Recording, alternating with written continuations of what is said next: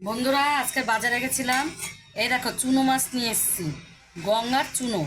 এটা আমি বেগুন দিয়ে করব। কিভাবে করব চলো তোমরা দেখবে।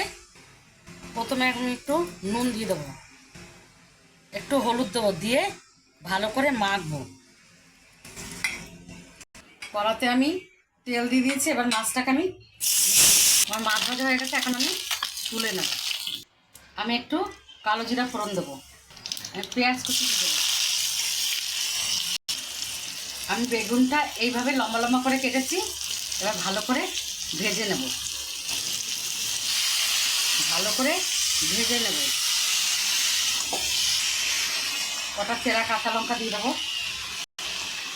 1 চামচ লবণ দিয়ে দেবো, হলুদ দিয়ে দেবো পরিমাণ মতন, একটু দিয়ে দেবো, একটু জিরার গুঁড়ি দিয়ে দেবো, নাড়াচাড়া করে নেবো। আমি এখানে সামান্য একটু লঙ্কার গুঁড়ো দিয়ে দিলাম, যেহেতু কাঁচা লঙ্কা দিয়েছি।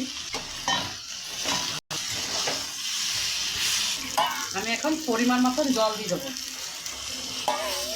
জল দিয়ে ভালো করে নাড়াচাড়া করে নেবো, বেশি একটা জল দেবো না। উপর থেকে এখন আমি মাছগুলো দিয়ে দেবো, এই টমেটোগুলো দিয়ে দেবো, এই ধনেপাতাটাও দিয়ে দেবো।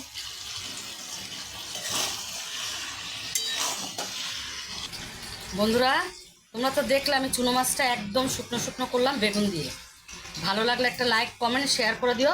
আর তোমরাও এরকমভাবে বাড়িতে বানিয়ে খেও।